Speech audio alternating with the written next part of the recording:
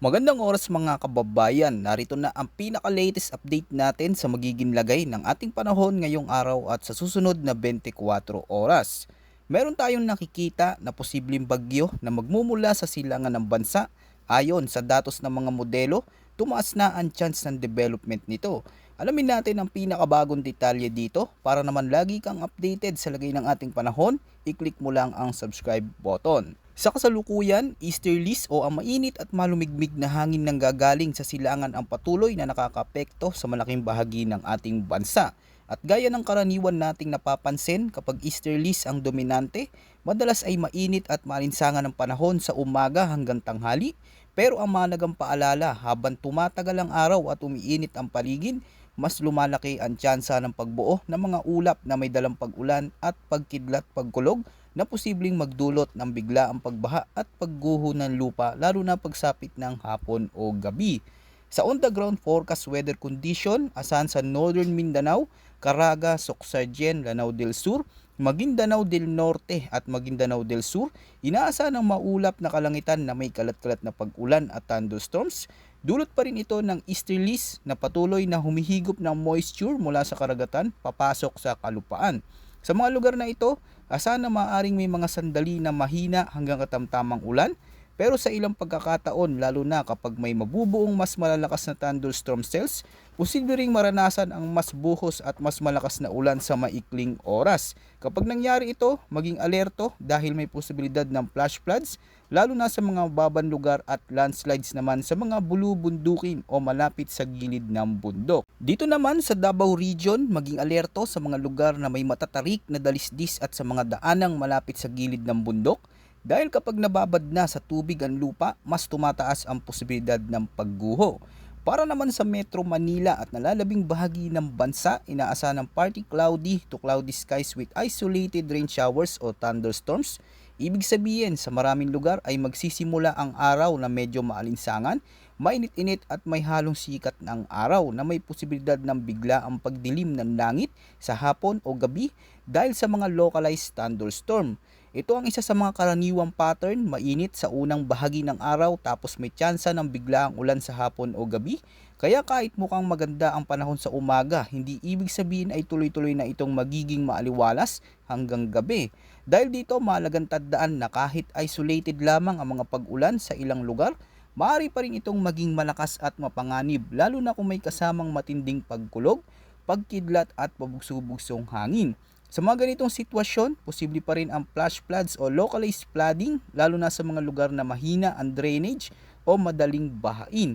At iwasan muna ang pananatili sa mga open areas, ilalim ng puno at mga lugar na maaring tamaan ng kidlat. Para naman sa lagay ng hangin at karagatan, sa northern at eastern sections ng Luzon, gayon din sa eastern section ng Visayas, inaasahan ng light to moderate na lakas ng hangin na nagmumula sa northeast hanggang east dahil dito ang karagatan sa mga lugar na ito ay may taas ng alon na maaaring umabot mula 0.6 hanggang 2.1 meters.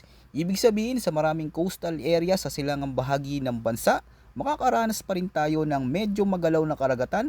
Kaya tandaan kung mapapansin ang pagdidilim ng ulap, biglang paglakas ng hangin o pag-iba ng galaw ng alon, mas mabuting umiwas muna sa malayong paglalayag lalo na sa ating mga mangingisda, bangkero at mga may maliliit na sasakyang pandagat.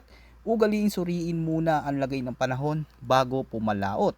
Samantala sa nalalabing bahagi ng bansa, inaasahan pa rin ang light to moderate na hangin na nagmumula naman sa northeast hanggang north. Dahil dito ang mga karagatan sa mga bahaging ito ay may taas ng alon na nasa pagitan ng 0.6 hanggang 1.8 meters. Manatiling alerto lalo na sa mga lugar na open sea o direktang nakaharap sa silangan. Dahil dito mas madaling maramdaman ang tulak ng hangin at paggalaw ng alon. Tandaan din na kapag may umiiral na thunderstorms sa paligid ay pwedeng biglang magbago ang kondisyon ng hangin at alon. Kaya iwasan muna ang paglalayag kung may umiiral na pagkulog at kidlat. Ngayon, dumako naman tayo sa posibleng bagyo na manggagaling sa may silangan ng bansa. Ayon sa pinakabagong datos, kapansin-pansin na mas dumarami na ang mga forecast model na nagpapakita ng posibilidad ng pagbuo ng isang bagyo at nangangahulugan ito na mas tumataas ang posibilidad na may sistema dapat bantayan sa mga susunod na araw. Gayunpaman, mahalagang tandaan na ito ay bahagi ng long range forecast, ibig sabihin na nanatiling mataas ang uncertainty sa ngayon kung ito ay magla-landfall, ngunit may ilang model na nagpapakita na maaari itong lumapit o pumasok sa loob ng Philippine Area of Responsibility o PAR. Bukod dito, ayon sa Global Weather Model gaya ng GFS at European na madalas nating gamitin, ay nagpapakita rin ng kaparehong senyales ng posibleng pagbuo ng sistema. Dahil dito, mas tumataas ang forecast confidence na may posibleng mabuo sama ng panahon sa nasabing bahagi ng karagatan. At gaya ng karaniwang nangyayari sa mga long-range tropical outlook, marami pang aspeto ang maaring magbago habang papalapit ang panahon na posibleng pagbuo nito. Maaring mag-iba ang magiging track o direksyon nito, maaari itong gumalaw pakaliwa o pakanan, maaari ring bumilis o bumagal ang galaw at higit sa lahat, maaari ring tumaas o bumaba ang tsansa ng development depende sa magiging kondisyon ng kapaligiran nito. Kabilang sa mga pangunahing salik na maaaring makapekto sa pagbuo at paglakas ng sistema ay ang temperatura ng karagatan, antas ng moisture sa atmosfera, lakas o hina ng vertical wind shear, at maging ang impluensya ng ibang umiiral na weather system sa paligid nito. Kapag hindi naging favorable ang mga kondisyong ito, posible pa rin hindi ito tuluyang maging isang organisadong bagyo. Kaya sa ngayon, ang pinakamalagang mensahe ay hindi pa agarang pangamba, kundi maagang pagbabantay at tamang paghanda sa impormasyon. Sa kabuuan, narito ang mahalagang detalye at paalala sa lahat para sa ating mga kababayan sa mga lugar na may mga banta ng malalakas na pag-ulan, lalo na sa Northern Mindanao, Davao Region, Caraga, Sucsargen, Lanao del Sur, Maguindanao del Norte at Maguindanao del Sur. Pinapayuhan ang lahat na manatiling alerto sa posibilidad ng flash floods at landslides.